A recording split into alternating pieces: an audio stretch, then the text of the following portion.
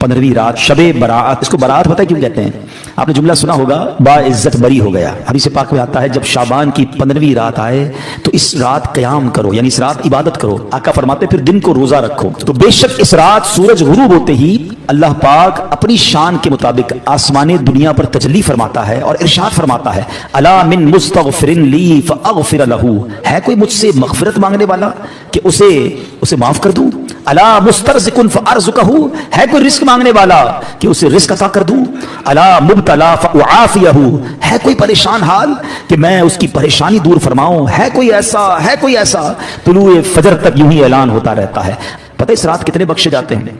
हदीस पाक में आता है अल्लाह करीम कबीलाए बनी कल्ब की बकरियों के बालों की तादाद के मुताबिक गुनाहगारों को जहन्नम से आजाद फरमाता है। हमें से कौन है जो अपने सर के बाल गिन सके?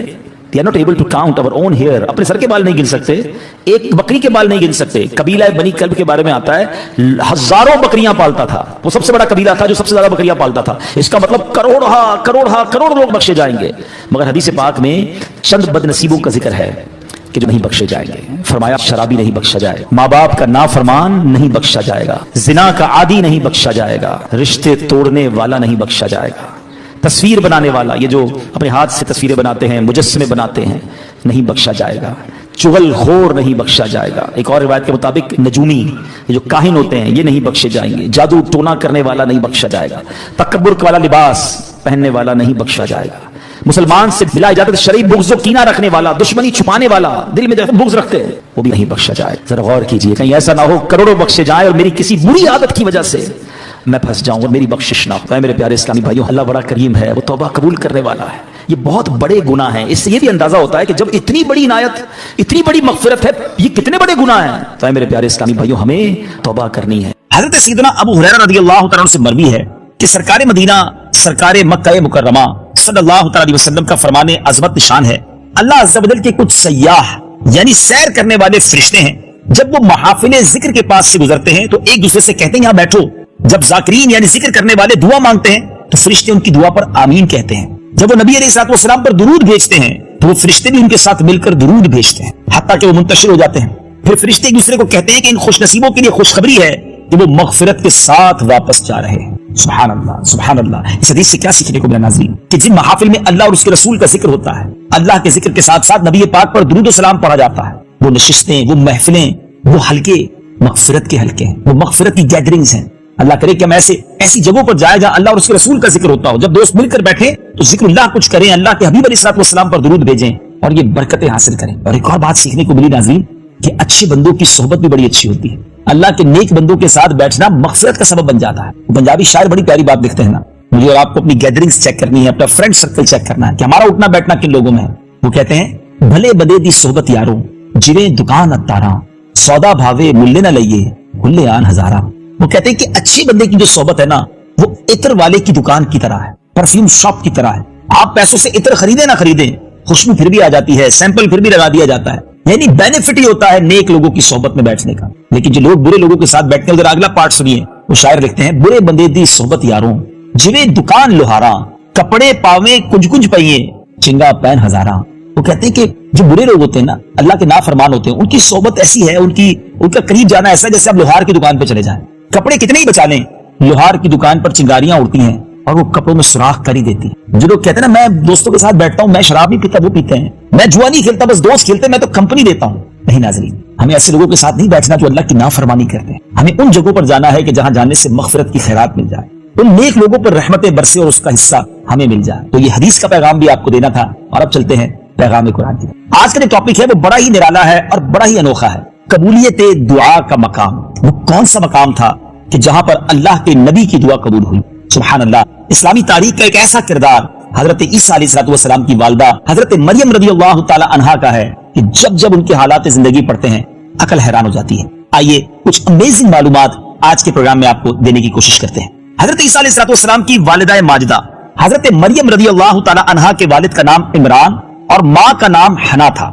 जब बीबी मरियम अपनी माँ के शिकम में थी, पेट में थी, उस वक्त उनकी माँ ने यह मन्नत मान ली थी कि जो बच्चा पैदा होगा उसको बैतुल मुकद्दस की खिदमत के लिए आजाद कर दूंगी। चुनाचे जब हजरत मरियम पैदा हुई तो उनकी वालिदा उनको बैतुल मुकद्दस लेकर गईं। उस वक्त बैतुल मुकद्दस के तमाम आलिमों और आबिदों के इमाम हजरत ज़करिया अलैहिस्सलाम थे। جو حضرت مریم کے خالو بھی تھے. حضرت زکریا نے حضرت مریم رضی اللہ تعالیٰ عنہ کو اپنی کفالت میں اپنی پرورش میں لے لیا اور بیت المقدس کی بالائی منزل میں تمام منزلوں سے الگ ایک محراب بنا کر حضرت مریم کو اس محراب میں ٹھہرایا. چنانچہ حضرت مریم رضی اللہ تعالیٰ عنہ اس محراب میں اکیلی عبادت میں مصروف رہتی, اللہ تعالیٰ کی عبادت میں مصروف رہتی. حضرت زکریا صبح و شام محراب میں ان کی خبر گیری کے لیے آتے اور خورد و نوش کا انتظام کرتے, ان کو کھانا وغیرہ بھی پہنچاتے. چند دنوں میں حضرت مریم رضی اللہ تعالیٰ عنہ کی محراب کے اندر یہ کرامت نمودار ہوئی کہ جب حضرت زکریا علیہ السلام محراب میں جاتے تو وہاں سردیوں میں گرمی کے پھل اور گرمیوں میں سردی کے پھل انہیں نظر آتے. حضرت زکریا علیہ السلام نے حیران ہو کر پوچھا کہ اے مریم یہ پھل کہاں سے تمہارے پاس آتے ہیں؟ حضرت مریم یہ جواب دیتی کہ یہ پھل اللہ کی طرف سے آتے ہیں اور اللہ جس کو چاہتا ہے بلا حساب روزی دیتا ہے. حضرت زکریا علیہ السلام کو اللہ عز و جل نے نبوت کے شرف سے نوازا تھا, مگر ان کی کوئی اولاد نہیں تھی اور وہ بالکل ضعیف ہو چکے تھے. برسوں سے ان کے دل میں فرزند کی, بیٹے کی تمنا تھی. بار بار انہوں نے گر گڑا کر اللہ تبارک و تعالیٰ سے اولاد نرینہ کے لیے دعا بھی مانگی تھی, مگر خدا کی شان بے نیازی کہ ابھی تک انہیں اولاد نصیب نہ ہوئی تھی. جب انہوں نے حضرت مریم رضی اللہ تعالی عنہا کی محراب میں یہ کرامت دیکھی کہ اس جگہ بے موسم کا پھل آ جاتا ہے, تو ان کے دل میں یہ خیال آیا کہ میری عمر بھی اب اتنی ضعیفی والی ہو چکی ہے کہ اب میرے یہاں اولاد کے پھل کا موسم تو ختم ہو گیا ہے, مگر میرا رب جب چاہے اپنی قدرت کا نظارہ دکھا سکتا ہے. تو حضرت مریم رضی اللہ تعالی عنہا کی محراب میں انہوں نے دعا مانگی, اللہ سے پھر اولاد کی دعا مانگی اور اللہ تعالیٰ نے آپ کی دعا قبول کر لی اور بڑھاپے میں آپ کو فرزند عطا کیا جس کا نام خود اللہ عز و جل نے یحییٰ رکھا, اور اللہ تعالیٰ نے ان کو بھی نبوت کا شرف عطا فرمایا. سبحان اللہ, سبحان اللہ. ناظرین کیا کمال کی بات ہے. اب آئیے اس خوبصورت واقعے کو رب عز و جل نے قرآن پاک میں خود کیسے بیان فرمایا ہے. قرآن پاک کی تلاوت سنتے ہیں, اس کا ترجمہ سنتے ہیں اور پھر بات کو آگے لے کے چلتے ہیں. یہ واقعہ قرآن پاک میں تیسرے پارے سورہ آل عمران آیت نمبر 37 سے لے کر 39 میں موجود ہے. تو اسے اس کے رب نے اچھی طرح قبول کیا اور اسے اچھا پروان چڑھایا اور اسے زکریا کی نگہبانی میں دیا. جب زکریا اس کے پاس اس کی نماز پڑھنے کی جگہ جاتے, اس کے پاس نیا رزق پاتے. کہا اے مریم یہ تیرے پاس کہاں سے آیا؟ بولی وہ اللہ کے پاس سے ہے, بے شک اللہ جسے چاہے بے گنتی دے. یہاں پکارا زکریا اپنے رب کو, بولا اے رب میرے مجھے اپنے پاس سے دے ستھری اولاد, بے شک تو ہی ہے دعا سننے والا. تو فرشتوں نے اسے آواز دی اور وہ اپنی نماز کی جگہ کھڑا نماز پڑھ رہا تھا.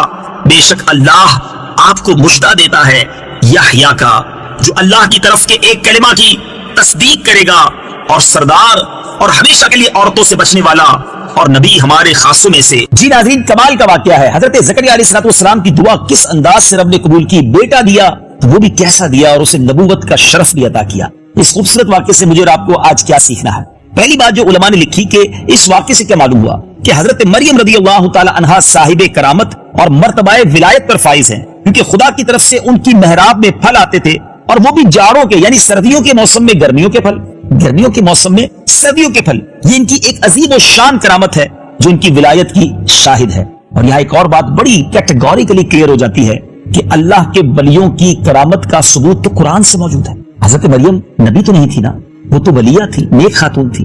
تو جب قرآن ذکر کر رہا ہے, یہ واقعہ آپ نے سنا, قرآن میں بھی تلاوت سنی آپ نے, جب قرآن اللہ اپنے نیک بندوں کے بارے میں خود ہمیں قرآن کے ذریعے بتا رہا ہے کہ ان کی کرامتیں پاسبل ہیں, تو اگر آج کوئی کسی اللہ کے ولی کی کرامت کو بیان کرتا ہے تو اس میں کوئی کانفلکٹ نہیں ہے. کرامت کا ثبوت تو قرآن سے موجود ہے نا ناظرین. اور اسی طرح ایک اور بڑا خوبصورت واقعہ آپ نے سنا ہوگا کہ حضرت سلیمان علیہ السلام جب ملکہ بلقیس کا تخت لانا چاہتے تھے تو ملک شام سے یعنی مصر سے وہ بہت دور تھا, ہنڈریڈز مائلز دور تھا اور بہت بڑا تخت تھا. مگر قرآن کہتا ہے نا کہ آپ کے ساتھ بیٹھے ہوئے ایک ایسا شخص جس کے پاس کتاب کا علم تھا, ان کے بارے میں بتایا جاتا ہے ان کا نام آصف بن برخیہ تھا, اور انہوں نے کہا تھا کہ حضور میں آپ کے پلک جھپکنے سے پہلے وہ تخت یہاں لا سکتا ہوں, اور ایسا ہی ہوا. قرآن میں اس کا ذکر ہے. تو اب بتائیے نا کہ جب قرآن اولیاء کرام کی, اللہ تعالیٰ کے نیک بندوں کی کرامتوں کو ذکر کر رہا ہے تو پھر ہمیں کیا پرابلم ہے؟